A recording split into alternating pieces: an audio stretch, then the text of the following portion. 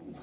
그러나 제3기 광도 마이오스까지 기온이 작동되면서 지구 한랭화가 시작되었습니다. 마이오스의 말기 700만 년 전에 일자 아프리카 대륙은 눈에 띄게 건조해졌습니다.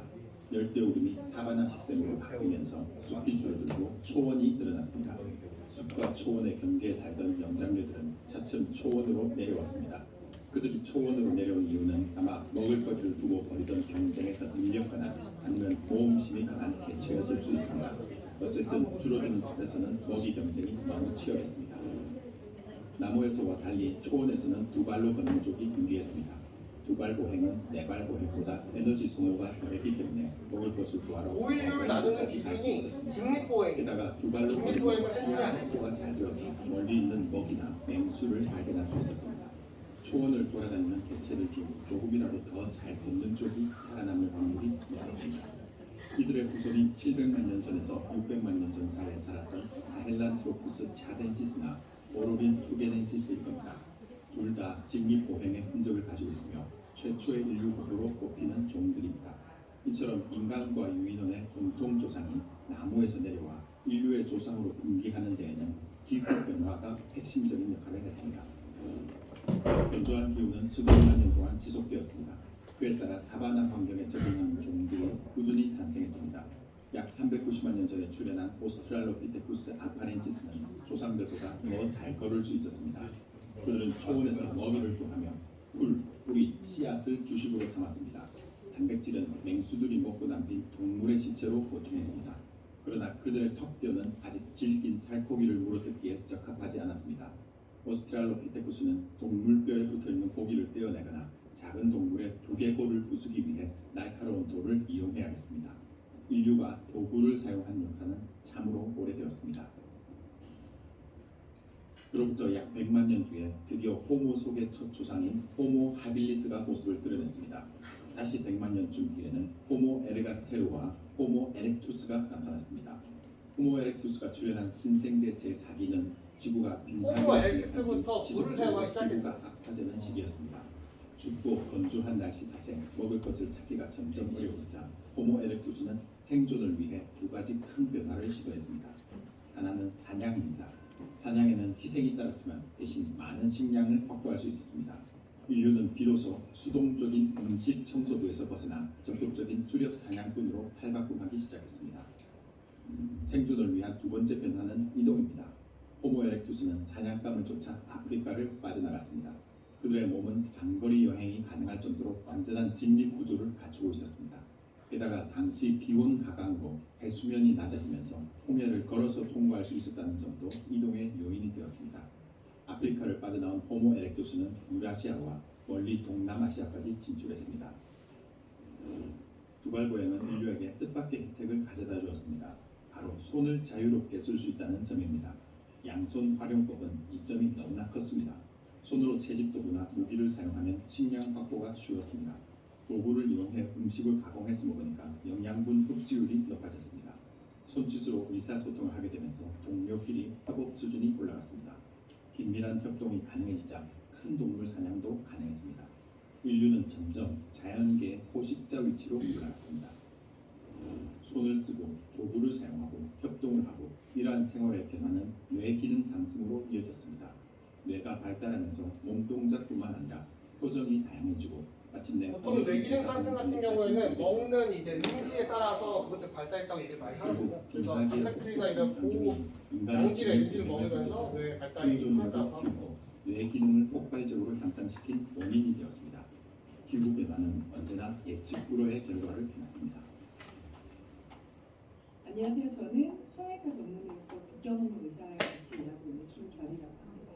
미국 현 인류인 호모 사피엔스 또한 아프리카에서 처음 나타난 이후 수차례에 걸쳐 대륙을 건너갔습니다.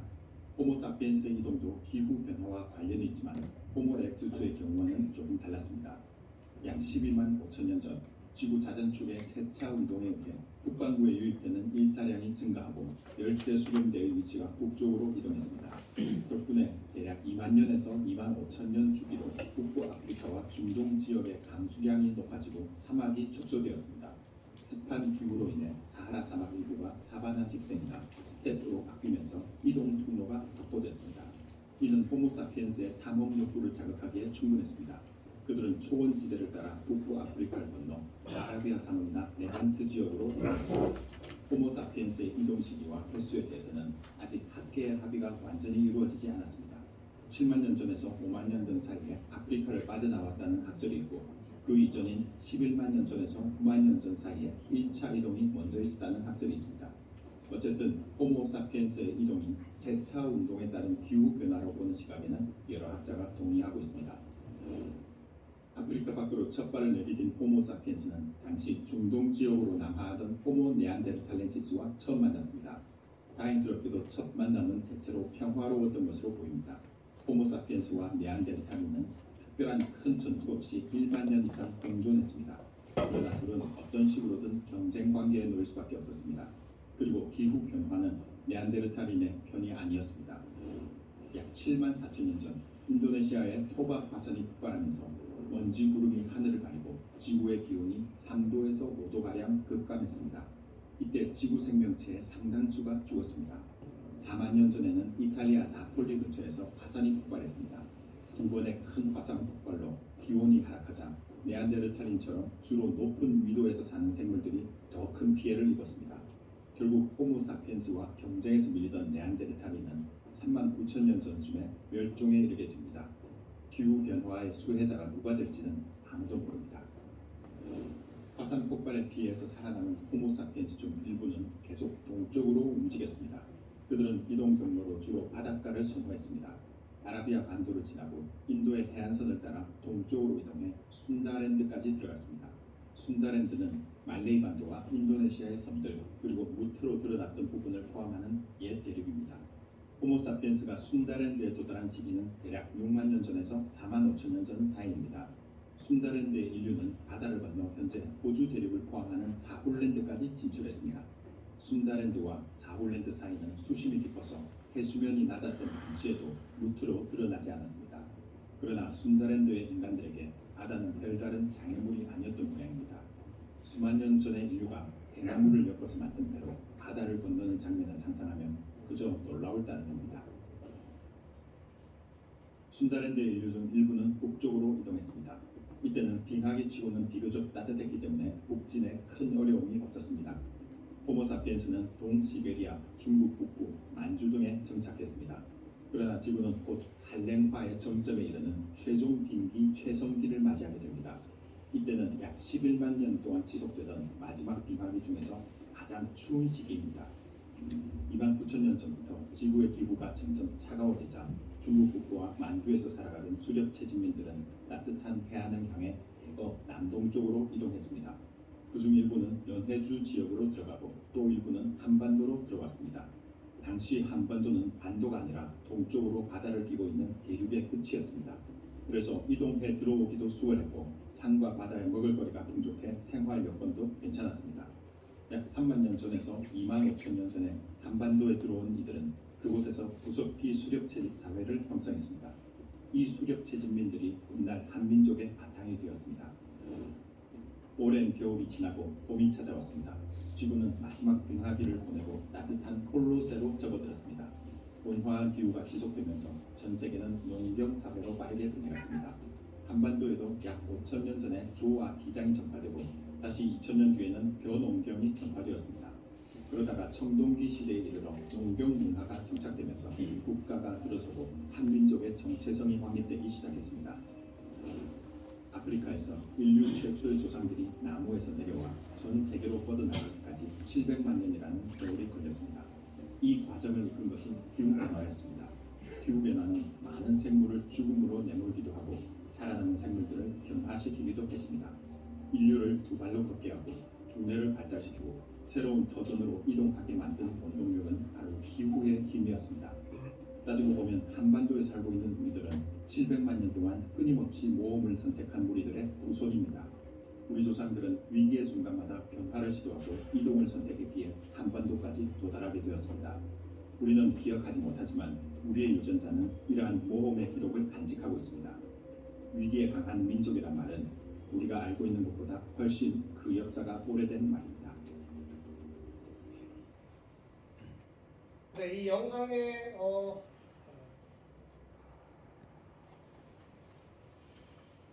영상에 몇 가지 포인트가 있는데 이 영상에는 약간 이 기후변화 관점에서 좀 서술을 하고 있어서 사실은 영상 나왔지만은 최딩기가 지나고 나서 지금은 기온이 점점 따뜻해지는 시기예요. 그 사실은 우리가 가만히 있어도 기온은 조금씩 따뜻해져요. 근데 아무래도 우리는 기후 변화 얘기 많이 하잖아요. 화석 연료의 사용이라든지 이런 것들이 그러한 따뜻한 거를 가속화시키는 그런 역할을 하겠죠.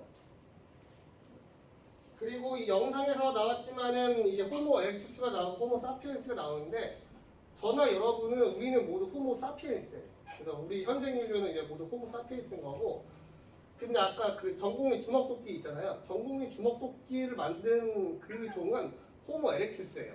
전공리 유적은 이제 한 연대가 한 30만 년 전쯤으로 보는데, 그래서 에렉투스고 지금은 사피엔스고. 자, 그 다음부터 이제 더 유적 설명을 드리겠는데요. 사실 요거 좀 이제 반복되는 내용이라서 조금 더 어려울 수 있는데 제가 최대한 약간 좀 간략하게 좀 지나가도록 하겠습니다. 아까 여섯 가지 지구 중에서 첫 번째로 저희가 대외산맥 구석기 유적을 봤잖아요. 그 이후에 있는 어떠한 다양한 유적들이 한탄강 주변에 분포되어 있는지 그 부분 주의해서 좀 보시면 좋을 것 같고요. 자, B 지역 같은 경우에는 중리 용수제의 유적입니다. 여기는 이제 한탄강의 지천인 건지천 위에 있는 하한단구 위에 형성된 유적인데요. 근데 여기에서는 이제 조사 결과 이제 문화층에서는 구석기 뗀석기가 3천여 년 수습이 됐고, 그리고 원상국 시대 취락지가 발견됐는데 이게 포천 동북부에 있는 최대 규모의 취락지입니다. 그래서 여기에서는 이제 구석기가 한 이 정도 발견이 됐고, 원상국 시대 주거지가 32개, 수열 유구가 55개, 뭐 이런 식으로 발견됐어요.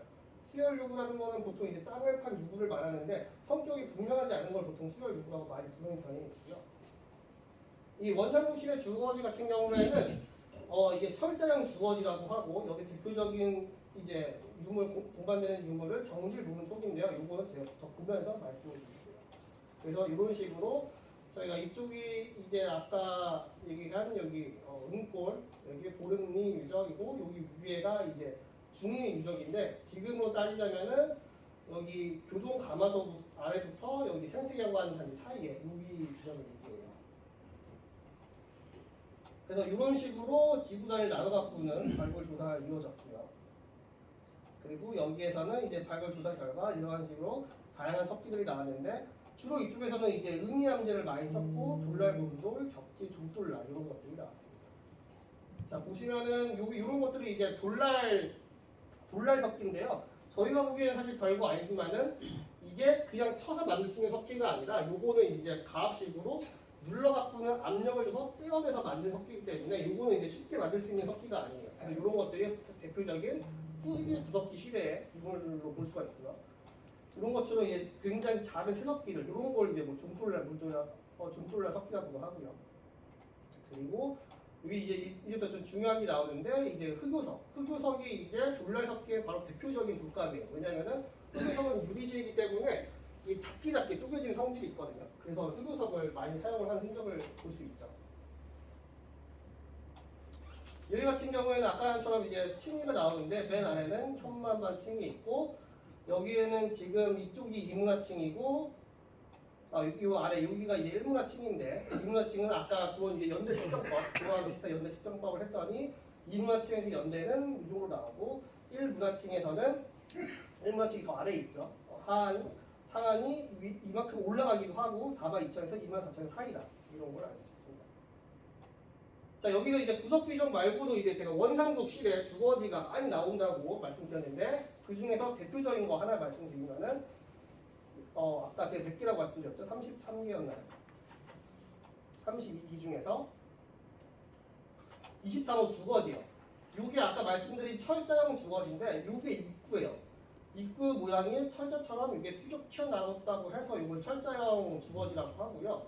요게 바로 전형적인 원상국 시대의 주거지 모습이에요. 그래서 우리 한탄강 주변에 전형적인 원상국 시대 유적 취락지가 있었다라는 걸 저희가 알 수가 있고요. 요거는 노지랑 요거는 부뚜막 구들, 이 조리를 할 수 있는 부뚜막 구들이 남아있는 곳을 볼 수가 있고요. 여기에서는 사실 가장 중요한 게, 그래서 아까 어떤 분께서 질문해 주셨는데, 유적이나 유물 이거의 성격을 밝히는 중요한 거는 사실 같이 나오는 유물이 뭐냐가 굉장히 중요해요. 그 여기서는 경질 무문토기, 탄활문토기, 철도자. 이게 대표적으로 원상국 시대를 나타내는 유물들이거든요. 실제 발굴 당시의 모습은 이제 이런 모습들이고요. 여기서는 이게 경질 도문톡이고 탄알문톡인데 탄알문톡이 이게 좀 작아서 잘 보이진 않는데 탄알문 같은 경우에는 이렇게 막대나 이런 걸로 이게 쳐갖고 탁탁탁 쳐서 만든다고 해서 탄알문 이게 여기 무늬가 남아 있어요. 그런 토기를 말하고요. 네, 요거는 저기 방주차 그 이제 실을 만드는 이제 방주차 유물이고 요게 좀 굉장히 특이해요. 요게 혹시 뭐처럼 보이세요? 요거 토기 이게 뭘까요? 이 당시에 원상국 청동기에서 철기를 넘어간 이 시기에 사람이 생각을 해보고 이게 뭘 의미할까? 이 유물. 사실은 고고학은 그래서 굉장히 추론의 과정이에요. 이거를 발굴조사한 조사되는 의견에 따르면은 이거를 주형톡이라고 해요. 배 모양의 톡이라고 하거든요, 이거는. 그래서 요거는 얼핏 보면 뭐 배처럼 생긴 것 같기도 하고, 그래서 요거는 사실 굉장히 이 배 모양 토기가 삼국시대에 많이 나오는데 삼국시대에 나오는 배 모양 토기는 좀 약간 정교해요. 그래서 이제 사람이나 노젓는 모습이나 이런 것까지 같이 나오는 경우가 있는데 요건 어떻게 보면 굉장히 원시적인 단순한 형태잖아요. 그래서 오히려 이것이 원시적인 그런 배 모양 토기에 이게 원형을 나타내는 걸 수도 있고 사실은 그거는 이제 여러 가지 다른 유적이나 다른 유물들이 발견해서 비교 분석을 해봐야지 알 수 있는 건데 그런 것들로 보는 경향도 있고요. 그래서 이게 그 건지천에 이제 한남국의 이제 형성된 유적이다 보니까 항상 강을 끼면서 사람들이 살았겠죠. 그래서 사람들이 이동을 하거나 물자를 나르는 게 내가 등짐을 지고 가는 것보다는 어떻게 보면은 배 같은 걸 만들어서 가는 게 훨씬 빠르고 훨씬 더 효과적일 수 있잖아요. 그 이 당시부터 아마 이런 배 같은 거를 만들어 사용했을 수도 있습니다. 요거는 그 당시에 나온 이제 철제형 이런 철 촉이나 철 칼들 이런 게 이 당시에 같이 나온 유물이죠. 요거는 이제 조선시대 이제 보통 기와는 이게 그 훨씬 이중인데 조선시 나온 기와나 백자 자기, 철제 도구들, 도기들 이런 부분들입니다. 현재는 그래서 아까 유적이 어떤 식으로 보존되냐고 말씀하신 분도 계셨는데 사실 대부분의 유적들은 이걸 다시 발굴한 걸 다시 묻어놔요. 묻어난 다음에는 이게 굉장히 중요한 유적이다 하는 경우에는 이거를 매장문화재 유전지구로 보존을 해갖고는 이거를 아무나 쉽게 개발하지 못하도록 이렇게 지역을 묶어놓는 경우가 있고요. 그리고 우리 뭐 정동적처럼 되게 이게 진짜 고고학적으로 석기사적으로 굉장히 의미가 있는 유적이야. 그러면은 이제 나라에서 그거를 정비를 하는 거죠. 정비 사업을 통해서 공원도 만들고 박물관도 만들고 이런 다양한 활동을 하는 거죠. 자, 그 다음은 이제 C 늘거리 유적인데요. 벌써 이제 세 번째 유적지인데 늘거리 유적 같은 경우에는 이제 중요한 게 특이점이 구석기 유적이랑 이제 청동기 유적이 나와요. 이제 구석기 유적은 늘거리 유물산포지고 청동기는 이제 청동기 대표적인 유적이 고인돌이잖아요. 늘거리 고인돌도 있거든요. 여기서 보시면은 이제 한탄강이고 여기 중리 마을이에요. 아니면 중리 마을이고 이쪽이 이제 늘거리 유물산포지고 이쪽이 이제 고인돌군이 나온 그 지점입니다. 늘거리 유적에서는 이제 특징적인 게 굉장히 다양한 다른 종류의 석기들이 나왔어요. 그래서 뭐 석영은 다 물론이고 여러 가지 아까 제가 지을도 보면서 말씀드렸던 응해암, 다양한 응해암도 굉장히 많이 나오고요. 흑역도 많이 나오고 그 밖에 무슨 여러 가지 뭐 퇴저강이나 건성강도 여러 가지 다양한 석기들이 나왔어요.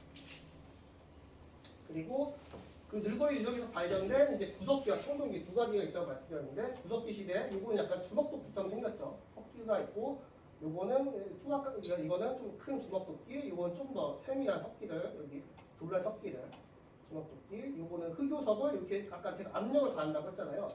눌러 떼면은 이러한 날들이 하나씩 나오는 거예요.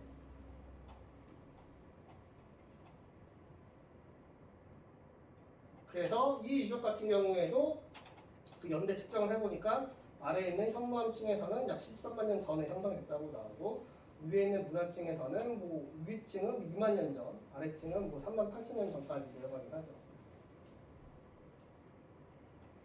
자, 청동기 시대 같은 경우에는 그 종자산 이제 능선 말단부에 나오는데 여기서 고인돌이 총 4기가 나왔어요.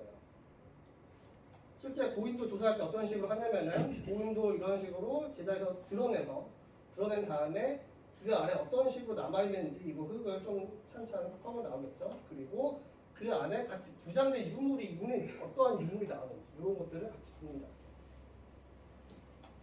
요거는 이제 실제 조사하는 모습이고요. 요거는 이제 저거 이제 유적들이 다시 조사를 하기도 하지만 다시 묻히기도 한다고 제가 말씀드렸잖아요. 그러면은 그거를 정확하게 어떤 식으로 있었는지 기록을 해야 되잖아요. 여기에서는 3D 스캔으로 요 실제 어떤 식으로 있는지를 기록을 하는 거예요. 그래서 저희 한탄강 지리본 센터에 오시면은 여기 저희 센터 안에 고인돌이 하나 있는 걸 볼 수가 있어요. 그게 바로 이 물거리 유적에서 제 4호 고인돌. 4호 고인돌을 저희 센터에다가 이전을 해서 전시를 하고 있는 모습입니다. 자, 그 다음 벌써 이제 네 번째인데, 네 번째는 이제 운산리에 있는 뒷골 구석기 유적지예요. 이 유적지 같은 경우에는 여기 이제 영로대교 아래쯤에 이쯤에 위치를 하고요. 자, 다른 유적과의 관계를 보여주는 게 위쪽에 있는 아까 은골 유적지, 보름 유적지, 방금 본 이제 늘골 유적지 그 아래 하부에 이제 운산리 구석기 유적지 이런 식으로 모여 있습니다. 여기도 다 비슷하겠죠. 주변 지역이니까 아래층에서는 현무암관층이 나오고 다양한 접토층 위에서 그 안에서 이제 문화층들이 나오고 있습니다. 여기서는 1에서 3문화층까지 나왔어요. 그래서 이런 식으로 이런 데가 형성이 되어 있고, 자 구석기 시대 유물로는 이제 서경계 이런 게 이제 서경이고, 응해암 이런 게 응해암이고, 흑요석 이런 게 흑요석이겠죠. 이러한 다양한 이제 유물들이 4,000점 이상 출토가 됐고요.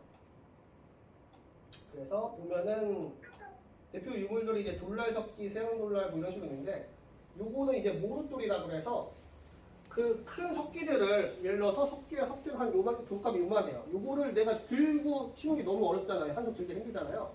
처음엔 그래서 이 모루돌이라고 바닥에 있는 평평한 돌에 대고 이렇게 깨기도 해요. 그래서 이 바닥에 있는 돌을 모루돌이라고 합니다.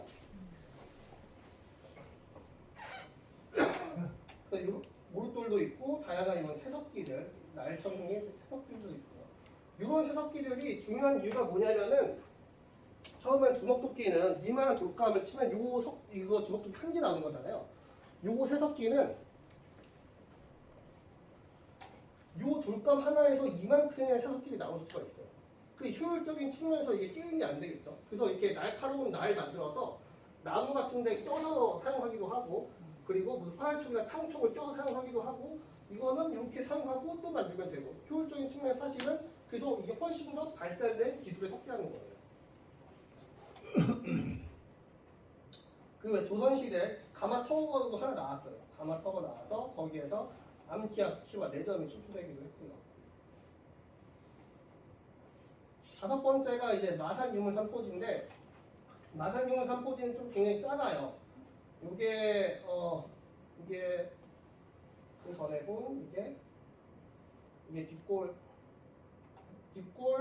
보름리, 이게 은골, 이게 중리고, 위에는 이 작은 게 마산유물 삼포지예요. 마산유물 삼포지 같은 경우에는 청동시대 주거지 1개랑 원산국 상시대 주거지 1개 이런 식으로 주거지가 4개가 나왔고 유물은 13점이 출토가 됐습니다. 이런 식으로 총 4개의 주거지가 나왔고요. 그리고 청동시대 대표적인 무분토기, 경질 무분토기랑 돌촉 이런 유물들이 나왔습니다. 마지막으로 이제 사정리 모래내 유적인데요. 모래내 유적 같은 경우에는 좀 약간 상부에 있어요. 여기 화저견, 여기쯤이 아마 화저견일 텐데, 화저견 아래에 있는 여기 유적지가 이제 모래내 유적지예요. 여기에서도 대규모 원삼국 시대 주거지들이 나왔어요. 원삼국 시대 사람들이 많이 살았다는 걸 알 수가 있는데, 주거지가 29개가 나왔고, 중도시 무문토기를 비롯해서 유물은 약 148점이 나왔습니다. 그래서 중립유적과 더불어서 한탄강 지역에 있는 대규모 원삼국 시대 주거지 중 하나고요. 혹시 여러분 유물과 유적을 구분할 수 있으세요? 유물이 뭐고 유적이 뭔지 아세요 혹시?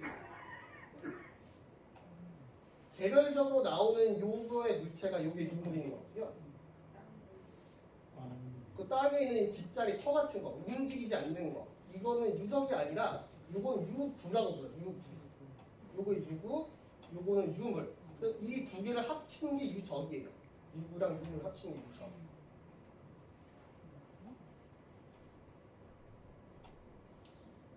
네, 여기는 이제 한탄강변에서 이런 식으로 이쪽에서 이런 식으로 가입을 제가 했고요. 실제로 현장에서는 이런 식으로 사실은 토기가 사실 완전히 나기 어려운 이유가 땅속에 오랫동안 묻혀 있으면 이게 그대로의 모습을 갖고 있는 게 힘들잖아요. 그대로 있다고 해도 압력을 받아서 깨지는 경우가 굉장히 많이 있어요. 그래서 사실은 발굴 유물의 완전한 모양이 토기나 그릇이 있어. 그건 사실 굉장히 귀한 거예요. 천점 중에 한 개고 나올까 말까. 예. 여기는 이제 원상국 시대 주거지가 나왔는데 대표적으로 이제 모래내 유적의 10호 주거지. 이게 아까 원상국 시대 제가 대표적 이 전형적인 주거지가 이게 입구부가 튀어나와 있는 철자형 주거지라고 말씀드렸잖아요. 그래서 이게 이렇게 생겼고 여기에 노지가 있고 여기 이제 북두막 시설이 이렇게 외줄구들로 이렇게 되어 있어요. 그래서 여기가 뭐 요리나 이런 것들을 할 수 있었겠죠. 이 주공이라는 거는 이 나무 기둥을 세우는 이 구멍 자리를 얘기해요. 기둥을 이렇게 세워갖고는 위에 짚을 얹어서 이렇게 집을 만들었겠죠. 실제 모습이 요거고, 요것도 저희 한탄강 지구공원 센터의 모형으로 전시가 되어 있습니다. 이거랑 비슷하게 남아있는 걸 볼 수 있고요. 자, 여기에서 나오는 대표적인 유물들은 무문 토기들도 있고, 요거는 그 이름을 뭐라 그러죠? 요거지? 시루. 네, 맞아요. 이 시루가 이 철기시대 대표적인 유물인데 여기 청동기 성격 나타내는 여기 유적에서 나타나서 이걸로 이제 이게 좀 특징적인 유물이 되는 거고요. 그리고 요거는 이제 어망주, 요거를 이쪽으로 깎아서 그물추로 만든 어망주고, 요거는 청동 구슬, 옥구슬 이런 식으로 다양한 유물들이 나왔습니다. 청동기 원상국시대 철기시대를 대표하는 대표적인 유적지가 되고요. 그 아까 제가 유물의 연대를 측정하는 방법 여러 가지 방법이 있다고 말씀드렸는데 방사성 동위 원소를 이용해서 연대 측정을 한다고 말씀드렸잖아요. 그 연대 측정을 할 때 특히나 대표적으로 사용하는 게 그 같이 나오는 여러 가지 그런 곡물들, 하나의 곡물들이 있으면은 이런 것들 연대 측정하기가 쉬워요. 그래서 이게 나온 이유가 여기에 있는 나무 기둥들이 불타서 무너져서 남아 있었어요. 수주대 갖고는 여기 남아 있었거든요. 이런 데 갖고는 이런 데서 같이 이러한 옛날 곡물들이 나오기도 합니다. 이 곡물들에 있는 연대 측정을 했더니 이게 연대 측정 BP 값으로 이렇게 되고 서기력으로 계산하면은 AD 한 300년 이제 원상국에서 삼국시대 백제 막 이런 게 막 시작하려고 하는 그런 태동기쯤 되겠죠. 그래서 그 당시 사람들이 조, 기장, 콩, 팥 이런 걸 먹었다는 걸 저희가 또 알 수가 있고요. 그래서 네, 지금까지 제가 마지막에 좀 후루룩 지나간 것 같은데 한탄강 주변에 한탄강 수로 댐을 만들면서 여러 가지 다양한 유적들을 조사를 했는데 그 성격이 후기 구석기부터 시작을 해서 제가 많이 언급은 안 했지만 신석기도 조금 있고 청동기부터 원상국 철기까지 다양한 이제 유적들이 연대를 지나서 분포하고 있는 걸 알 수가 있어요. 그만큼 한탄강에서는 전기 구석기, 전기 구석기부터 시작을 해서 사람들이 역사가 시작한 철기 초기까지 많은 사람들이 오랫동안 꾸준히 살아왔다라는 걸 알 수가 있고요.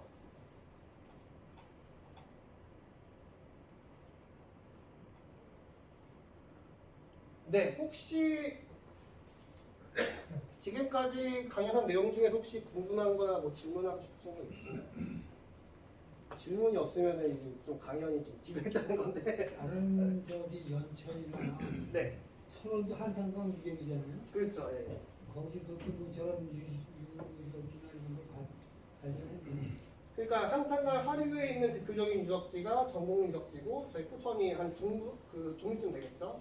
그리고 상부쯤에는 장흥리 유적이라고 거기도 아마 구석기부터 원산국까지 나온 거 할 거예요. 거기가 이제 그냥 대표적인 이제 유적들 중 하나거든요. 그 뭐에 이제 군부적인 유적들 좀 많이 있죠. 고속정 구역인가 고속정 그 부분이에요. 그 부분, 그 위쯤에 네, 맞아요.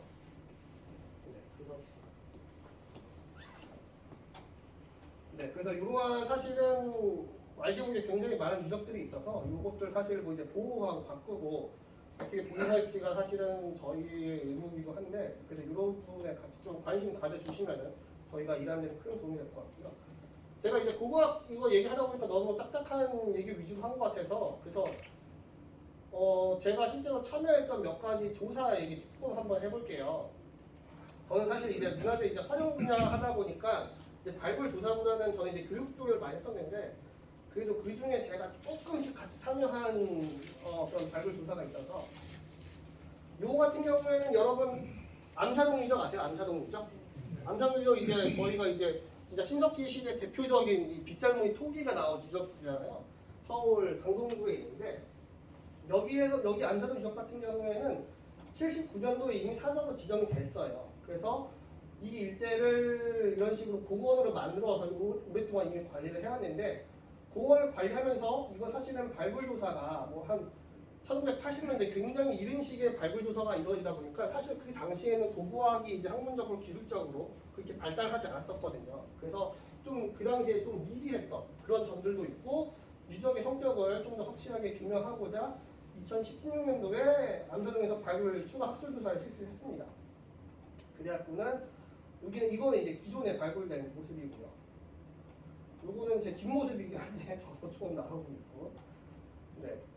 그래서 이런 식으로 여기 이제 유적 공원에 있는 하부에 이런 식으로 이제 시골 천치를 넣었고요. 이런 식으로 발굴을 했었는데 여기에서 이제 중요했던 게 이런 이제 석기들도 나오겠지만은 여기서 옥장 신구가 새로 나왔어요. 그 전에는 사실 중부지방에 있는 신석기 유적에서는 이제 암사동 신석기 유적인데 옥장 신구가 나온 사례가 없었어요. 그래서 사실 여기에는 비록 한 점이긴 하지만은 이런 옥장 신구가 있어서 그런 이제 저기 부산이나 남해 쪽에 있는 데서는 옥장 신구가 종종 나오는데 중부지방에서 이런 게 나오는 사례가 없었는데 여기 나오로 해서 이렇게 중부지방에서도 이러한 장신구를 만드는 활동이 있었다라는 걸 저희가 새롭게 알게 되었고요. 그리고 그 다음 조사 같은 경우에는 2015년도에 이제 화성 당성 성광유적 조사인데요. 이 당성이 여러분 혹시 당항성이라고 들어보셨나요? 옛날 역사 기록에 나온 당항성.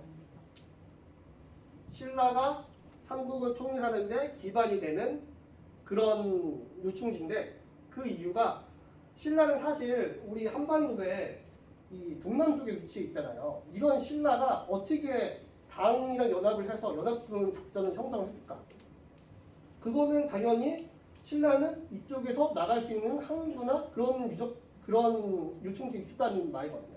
그래서 그게 바로 이 당항성인 건데, 그래서 옛날 기록을 보면은 뭐 백제와 고구려 모의해서 삼국사기에 뭐 당항성을 빼려 하자 왕이 당나라로 사신을 보내서 당청에 급하게 보고하였다. 당항성을 통해서 사신을 보내고 연락을 하고 이런 역할을 했던 거죠.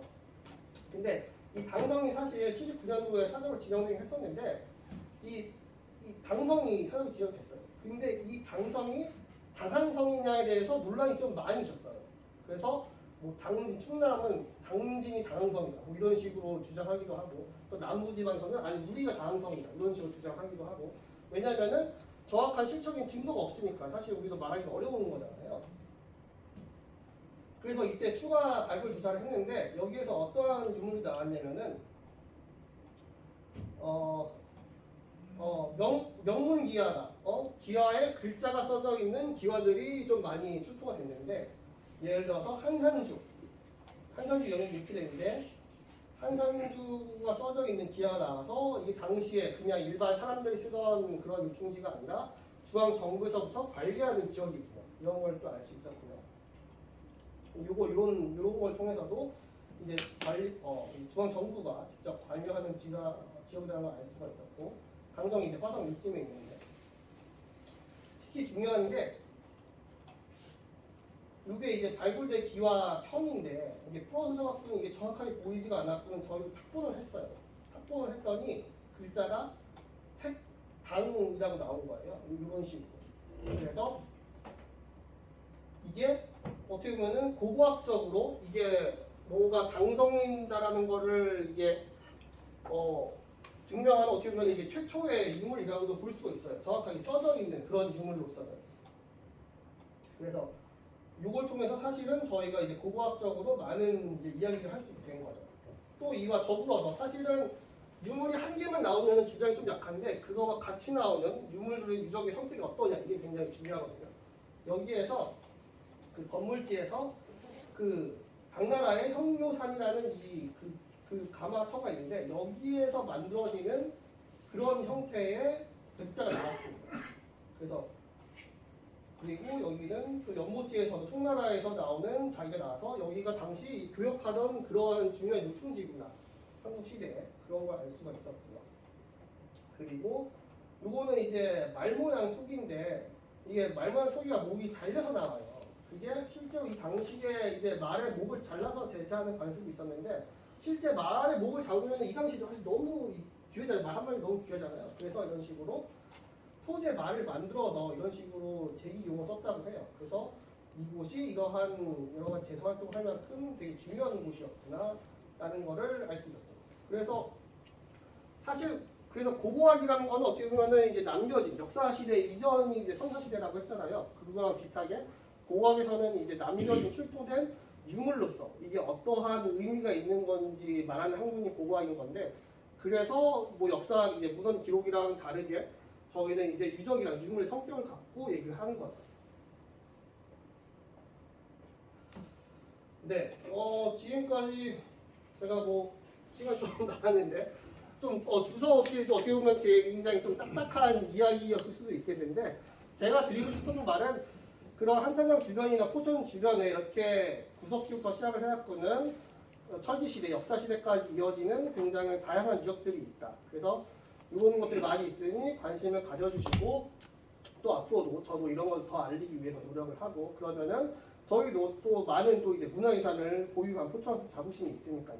그런 곳이 됐으면 저도 좋겠다고 생각을 하고요. 혹시 뭐 다른 뭐 궁금하신 거나 뭐 질문하실 만한 게 있으실까요? 그런 저기 유물들을 갖다가 전시하는 부분이 좀 있죠. 지금 그래서 제가 사실 오늘 주제를 요걸 잡은 이유가 이게 지금은 저기 늘고 이적 같은 경우에는 국립 춘천박물관에 많이 유물들이 가서 보관이나 전시하고 있고요. 이 한탄강 홍수열대 발굴지구에서 출토된 유물들 A부터 F지구까지 출토된 유물들이 저희 여기서 이제 출토된 유물들이 여러 가지가 있는데 그 중에서 이제 중요 유물들을 국가기록 유물이라는 이름으로 국가에서 등록해서 관리를 해요. 그래서 그 국가기록 유물을 저희 한탄강 지구원 센터 국립박물관인데 포천에 저희 한탄강 지구원 센터가 갖고 와서 보관 관리를 하고 있습니다. 그리고 이제 연말에 이제 12월 지금 22일이 예정일인데요. 22일에 이 출토된 유물을 갖고 저희가 이제 기획 전시랑 그리고 학술 회의를 지금 개최하려고 해요. 그래서 이때 저희 지구 센터 한번 놀러 오시면은 제가 지금 말씀드린 사실 이게 화면으로 보면 좀 딱딱해 보일 수 있는데 이 유물을 직접 눈으로 보실 수 있고 이렇게 또 관찰할 수 있으니까 나중에 기획 전시 개막하면 꼭 한번 놀러 오시면 좋을 것 같고요. 상설 전시에도 저희가 조금 같이 전시를 해놓을 거예요. 네, 그렇게 지금 관리하고 있습니다. 네, 뭐 혹시 뭐 다른 질문 있어요? 한탄강 지역 내에 선사 유적지 같은 것들은 어떤 것들이 있나요? 발굴되거나 네. 이런 것들이 있나요? 저희 포천의 대표적인 게 자장리 유적이 있겠죠. 자장리 유적이 있고 바늘산정도 있고 사정지역에 자장리 유적 같은 경우에는 이제 청동기에서부터 철기까지 한국시대의 성격을 나타내는 사실 굉장히 중요한 유적인데요. 그거는 이제 다음 시간에 아마 그 차시에 자세하게 좀 설명해 주시는 걸로 알고 있거든요. 그리고 이제 중간에 이제 영송리나 이제 그 영평천에 나타나는 영송리 같은 경우에는 저희 한탄강 경기 북부에서 최초로 발견된 원상시대 주거지 유적이 있고요. 네. 그 외에도 여러 가지 뭐 산성 유적들, 관방지 유적들 뭐 이런 것들이 있고 저는 이제 오늘은 좀 약간 선사 유적지를 중심으로 했으니까 네. 그런 것들이 있고 계신 데가 시청에 계십니까? 저는 한탄강 사업소라고 영북면에 지구원 센터가 있거든요. 저희 사무실 거의 같이 있습니다. 네. 박물관 운영 같이 하면서 지구원 관리도 같이 하고 있어요. 자장리 유적이 위치가 어디에 있는가요? 자장리 유적 위치가 그 오군단이라고 하나요? 거기 육군단. 네. 육군단 아마 거기 주변 일대일 거예요. 저도 정확하게 뭐 번지로는 저 기억이 안 나는데. 저기에요, 저 예. 그 대진대 후문 들어가는데 예. 자장리로 들어가는 길이 음. 거기서 거기에 이제 파발막이라고 그래요. 네. 동네 이름이 아, 네. 이렇게 돌로 크게 해놨어요. 파발막이라고. 아, 그 옆에 가면 자장리 고인돌이 있어요. 아, 네. 그리고 그 뒤에 가면 이제 목장 크게 하는 데가 있는데 네. 거기가 이제 순서유적지인데 아, 발굴조사 하느라고 갔다가 네. 다시 다시 묻었겠죠. 메웠다 뭐 네. 네. 그래서 지금은 그냥 경기 유적지로 지정돼서 보존하고 있는 걸로 알고 있거든요. 네. 그래서 사실 가서 본 자장리 유물 같은 경우에도 저희 지구본센터에 유물이 있어요. 그래서 유물을 저희 갖고 와서 저희가 보관하고 있는데 그것도 아마 나중에 저희가 다음 기회에 그래서 기획전시란 걸 그래서 저희가 지속적으로 주제를 바꿔가면서 하는 건데 다음 기회에 아니면 저희가 아니면은 뭐 역사문화관이나 이런 데서 저희 유물 갖고 있으니까 그런 데서 전시나 이런 식으로 내용을 좀 다룰 수 있을 것 같아요. 그 유적지로 지정이 된다거나 어느 지역이 그렇게 정해지면 네. 거기가 이제 개인 사유지였었다. 네. 그 땅이. 그랬는데 그렇게 지정이 됐다. 네. 그랬을 때 뭐 예를 들어서 재산권을 행사하는데 좀 어려움이 생긴다거나 이런 변동이 오잖아요. 맞아요. 그런 부분하고 그 다음에 뭐 정부라든지 관에서 그 부분을 뭐 매수를 한다든지 뭐 이러기는 쉽지 않잖아요. 그랬을 때 매수해서 관리하거나 네. 이러기는 쉽지 않잖아요. 또 매수해서 보상하기로 해요.